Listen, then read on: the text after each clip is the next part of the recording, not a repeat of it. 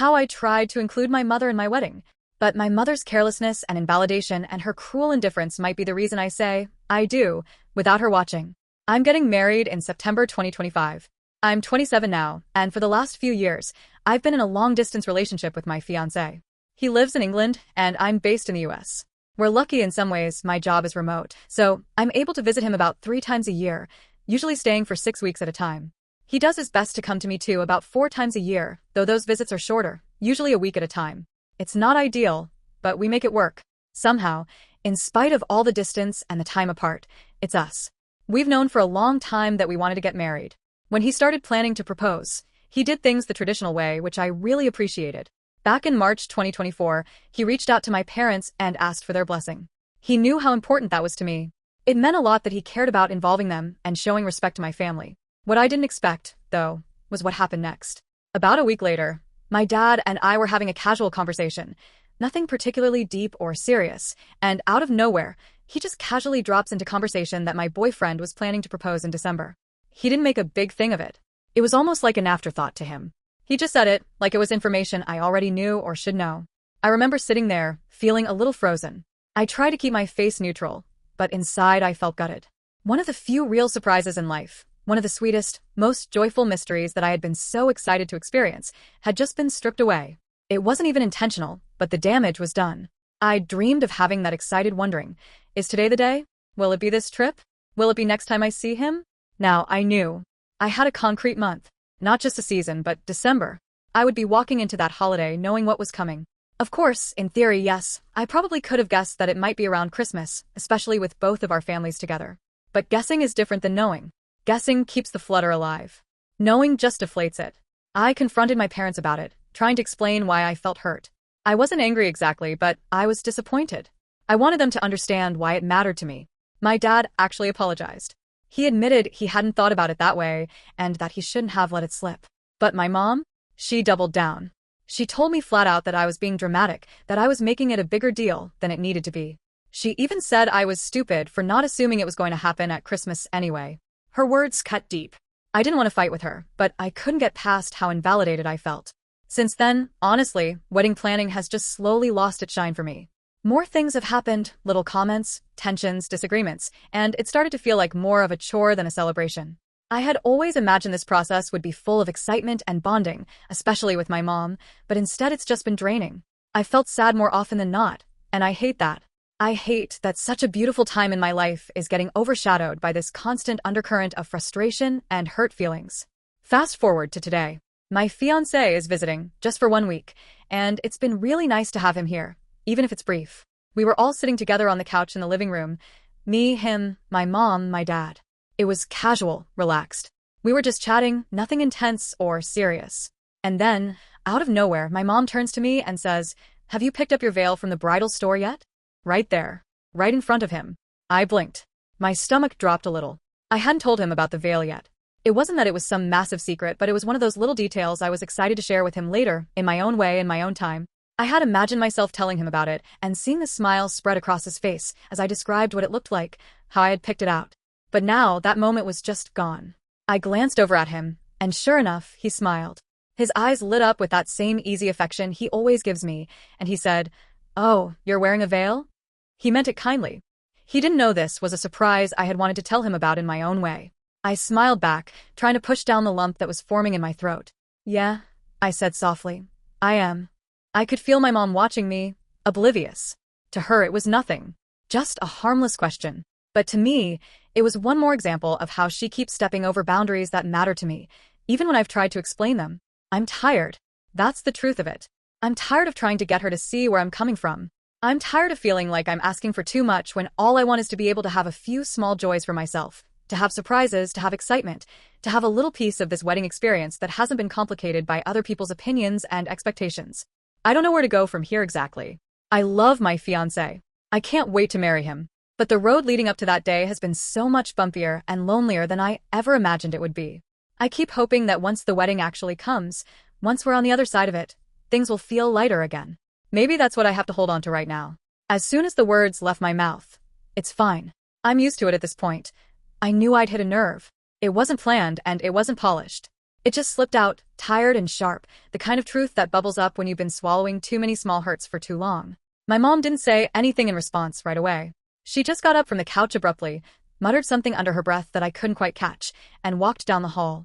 A few seconds later, I heard her bedroom door click shut and the telltale soft snick of the lock sliding into place. I sat there for a long minute, staring at nothing in particular, feeling the usual swirl of frustration and guilt start to tangle together in my chest. My fiancé glanced at me, concern flickering in his expression, but he didn't say anything either. He knows enough by now. He's seen enough of the dynamic between me and my mom to understand that sometimes silence is the only safe response. I just rubbed my temples, trying to will the tension out of my head and shoulders, but of course it didn't budge. I kept replaying the moment in my mind. All I'd asked was for her not to mention the dress. Not the dress, not the shoes, not any of the details that I was holding onto so tightly because, frankly, they were all I had left. There are only two surprises in a wedding: the engagement and the dress. That's it. And somehow, both of those have been handled so carelessly, so thoughtlessly, like they were just any other trivial piece of information. I felt like a little kid trying to keep a secret gift hidden, only to have an adult casually spoil it because they couldn't be bothered to notice how much it mattered to me. The truth is, and I think this is the part that stung the most, my mom has put herself on an info diet this whole time anyway, but by her own choice. She's barely asked about anything. She hasn't wanted to be involved. Not in the planning, not in the details, not in the excitement. I tried in the beginning. I really did. I'd invite her to appointments or show her mood boards or ask her opinion on color palettes. Over and over, I got disinterest or dismissal. At some point, I stopped asking. And honestly, it's felt like she couldn't care less about the wedding. The only time she seemed to perk up, the only time she really inserted herself into anything was when she found out we were only inviting 40 people. That's when her voice got sharp, her opinions firm. Suddenly, she had a lot to say about who should be invited. Her friends, women I barely know, women I've maybe seen at holiday gatherings once or twice in the last decade. Her brother, her cousin, people I haven't laid eyes on since I was 11 years old. That's when she insisted on paying for them to come. That was the first and last time she actively cared about anything wedding-related. And even then, it wasn't about me or what I wanted. It was about her and how things looked for her. It's not just about the wedding either. She hasn't once checked in on how my partner and I are doing. Not once asked how we're handling all the stress, or how we're navigating the long distance, or whether we're okay with all the pressures and logistics piling up around us. Sometimes it feels like she doesn't see me as a full person with a life and struggles of my own. Just a daughter who exists in the periphery until there's something she wants input on. A little while after she locked herself away, I stood up and walked quietly to her door. I knocked gently. I didn't want to escalate things, but I also didn't want to let it sit there and fester into a bigger silence. I've learned enough over the years to know that if we don't at least try to smooth things out, it'll just drag on longer than it needs to. After a moment, I heard her unlock the door and open it a crack. Her face was guarded, but not angry. That gave me enough hope to speak softly. I told her I knew I probably shouldn't have said, "I'm used to it." That I understood how that could have sounded harsh. But I also told her gently, as calmly as I could, that the reason it came out that way was because I am upset. And not just about today, not just about the veil or the dress. I told her that it's because it feels like nothing has gone right. Like every single thing I was hoping to look forward to has been dampened or dulled or complicated somehow. That's where it's coming from. I'm not just being dramatic, and I'm not trying to hurt her. I'm just tired. Tired of feeling like I have to defend why these things matter to me. To her credit, she seemed to soften. For the first time in a long while, she didn't roll her eyes or wave me off. Her shoulders slumped a little, and she looked down at the floor. She said quietly that she didn't know why she said what she said earlier. That she knew she shouldn't have. Her voice was smaller than usual, and for a second, I could see the version of her I used to know, the one who did care, even if she struggled to show it the right way. We didn't fix everything in that conversation. Not even close. But for a brief moment, it felt like we understood each other a little more. I nodded slowly, careful with my words. My voice was quiet but steady when I said, "Just please don't say anything else about the dress. Please. You were there when I picked it with my sisters, you know what it looks like, you know about the veil, but I don't want him knowing any of that. I want something to be a surprise." I let out a breath, one of those long, tired exhales that you don't realize you've been holding in. My throat felt tight, but I pushed the words out anyway. "I'm just tired, Mom. I'm tired of things going wrong. Tired of feeling like me and my fiancé are going through all of this by ourselves. It's supposed to be such a happy time, and instead it feels like we're always putting out fires or trying to dodge something else going sideways." I said it gently, as calmly as I could manage, because by that point my frustration wasn't even sharp anymore, it was heavy.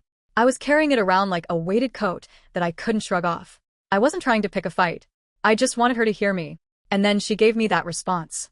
The one that made my stomach twist and my jaw lock instantly.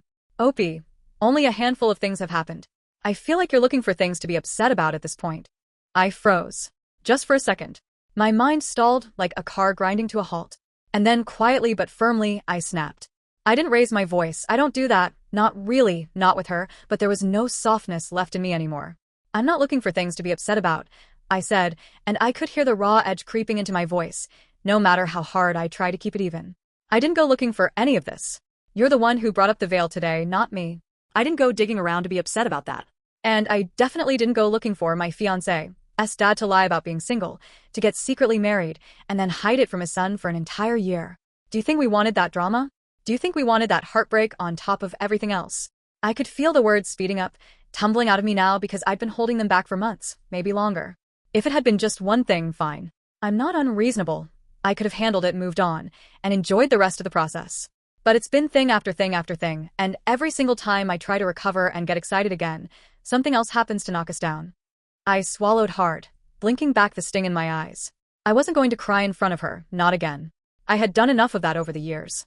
I've felt so alone during this entire process, Mom. So unsupported.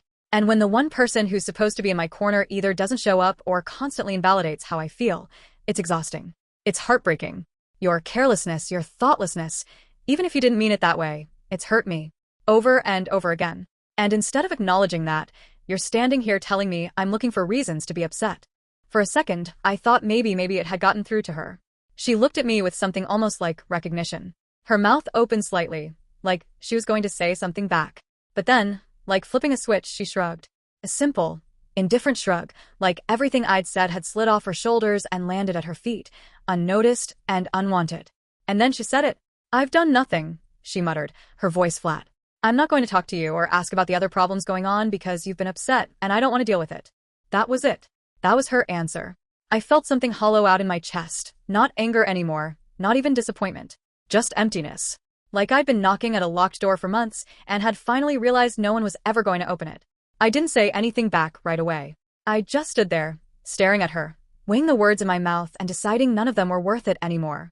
If she was telling me flat out that she didn't want to deal with my feelings with me, then I didn't have anything left to offer in that moment. After a few seconds, I turned and quietly walked back toward the living room, where my fiancé was sitting patiently. He looked up when he saw me and gave me a small, questioning look.